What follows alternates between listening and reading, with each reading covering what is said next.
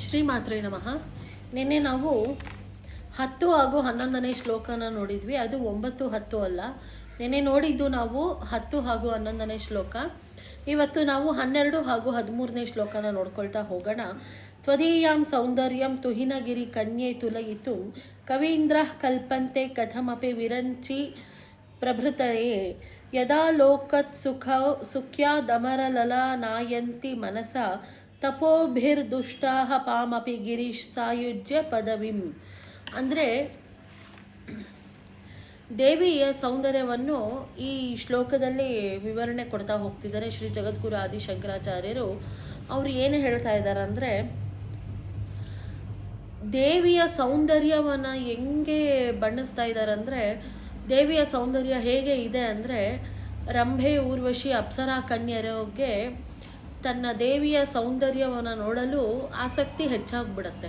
So ಆ ಆಸಕ್ತಿಯಿಂದ ಅವರು ದೇವಿನ ಹುಡ್ಕೊಳ್ತಾ ಹೋದಾಗ ಅವರು ದೇವಿನ ಸೌಂದರ್ಯ ಕಂಡು ಅವರಿಗೆ ತಮ್ಮ ಸೌಂದರ್ಯದ ಬಗ್ಗೆ ಅವ್ರಿಗೆ ನಾಚಿಕೆ ಆಗೋಕ್ಕೆ ಸ್ಟಾರ್ಟ್ ಆಗುತ್ತೆ.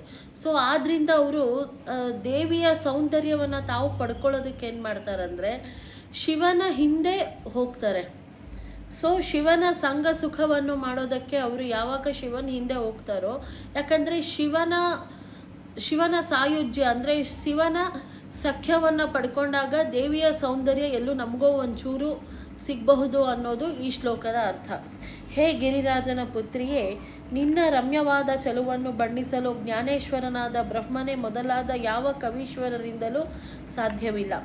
ಅಪ್ಸರೆಯರು ನಿನ್ನ ಸೌಂದರ್ಯವನ್ನು ನೋಡಿ ಅಸೂಯೆಯಿಂದ ನಾಚಿಕೊಳ್ಳುವರೋ ಅವರು ಸಹ ಶಿವನ ಸಂಘ ಸುಖವನ್ನು ಬಯಸುತ್ತಾರೆ. ಇನ್ನು ಇದರ ಪ್ರಯೋಗ ಏನಿದೆ ಅಂದರೆ, ಈಶಾನ್ಯಾಭಿಮುಖವಾಗಿ ಮಣೆ ಹಾಕ್ಕೊಂಡು 1000 ಸತಿ ಇದನ್ನು ಜಪಿಸ್ತಿದ್ರೆ 45 ದಿನದ ಒಳಗಾಗಿ ಬಿಳಿ ಹೂಗಳಿಂದ ಸರಸ್ವತಿ ಅಷ್ಟೋತ್ತರ ಹಾಗೂ ಜಾಜಿ ಹೂಗಳಿಂದ ಲಲಿತಾ ಅಷ್ಟೋತ್ತರ ಅರ್ಚನೆಯನ್ನು ಮಾಡಬೇಕಾಗಿರುತ್ತೆ. ಇನ್ನು ನೈವೇದ್ಯ ಅನ್ನದೊಂದಿಗೆ ದಾಳಿಂಬರೆ ಬೀಜವನ್ನು ಸೇರಿಸಿ ಅದಕ್ಕೆ ಜೇನುತುಪ್ಪವನ್ನು ಸೇರಿಸಿ ಮಾಡೋದ್ರಿಂದ ಮೂಕಂ ಕರೋತಿ ವಾಚಾಲಂ, ಅಂದರೆ ಮೂಕನು ಕೂಡ ಮಾತಾಡೋದಕ್ಕೆ ಸ್ಟಾರ್ಟ್ ಮಾಡ್ತಾನೆ. ಒಳ್ಳೆ ಭಾಷಣಗಾರರಿಗೆ ಇದು ಒಳ್ಳೆ ಸುಖಪ್ರದವಾಗಿರುವಂಥ ಶ್ಲೋಕ ಅಂತ ಹೇಳ್ತಾರೆ. ಇನ್ನು ಉತ್ತರಾಕಡ್ಡಿಯಲ್ಲಿ ಅಥವಾ ಸರಸ್ವತಿ ಬಳ್ಳಿಯನ್ನು ಅದ್ದಿ ಅದರಿಂದ ಅನ್ನದಿಂದ ಹೋಮ ಮಾಡಬೇಕು. ಇದಕ್ಕೆ ಸಿದ್ಧಿ ಆಗಬೇಕು ಅಂದರೆ 45 ದಿನಗಳ ಕಾಲ 1000 ಸತಿ.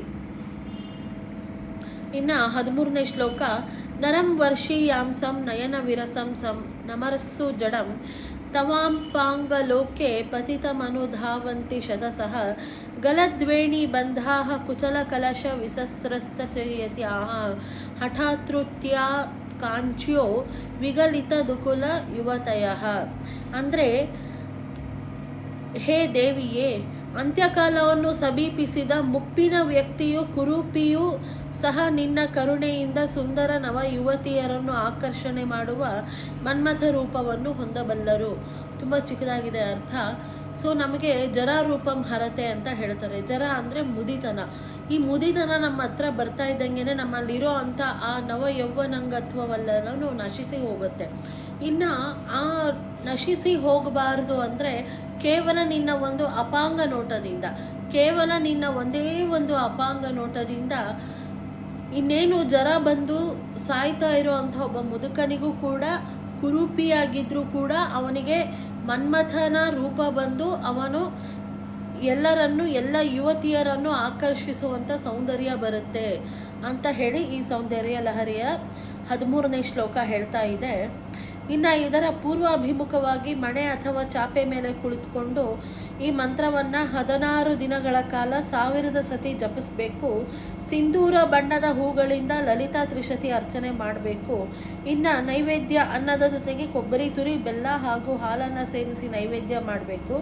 ಹೆಂಗಸರು ವಶವಾಗುವರು ಅಂತ ಇದೊಂದು ತಾಂತ್ರಿಕ ಶ್ಲೋಕ ಅಂತಲೇ ಹೇಳಬಹುದು. ನಿರ್ಬಲತ್ವ ಇಲ್ಲದೆ ಇರೋರಿಗೆ, ಅಂದರೆ ಯಾರಿಗೆ ಬಲ ಇರೋದಿಲ್ಲ ಅವರಿಗೆ ರೋಗ ಇಲ್ಲದೆ ಹೋಗುವುದು, ಅಂದರೆ ಅವರಿಗೆ ಯಾವುದೇ ರೀತಿಯಾದಂಥ ರೋಗಗಳು, ಕ್ರಾನಿಕ್ ಡಿಸೀಸಸ್ ಅವ್ರನ್ನೇನಾದರೂ ಕಾಡ್ತಾ ಇದ್ದರೆ ಸೊ ಅಂಥದ್ದೆಲ್ಲ ವಾಸಿ ಆಗತ್ತೆ ಅಂತ ಹೇಳ್ತಾರೆ. ಎಳ್ಳು ತುಪ್ಪ ಎಕ್ಕದ ಕಡ್ಡಿಗಳಿಂದ ಹೋಮ ಮಾಡಬೇಕು ಅಂತ ಹೇಳ್ತಿದ್ದಾರೆ. ಸೊ ನೆಕ್ಸ್ಟು 14 ಹಾಗೂ 15ನೇ ಶ್ಲೋಕದಲ್ಲಿ ನಾನು ನಿಮಗೆ ಸಿಗ್ತೀನಿ. ಅಲ್ಲಿವರೆಗೂ ಶ್ರೀಮಾತ್ರೆ ನಮಃ. Thank you.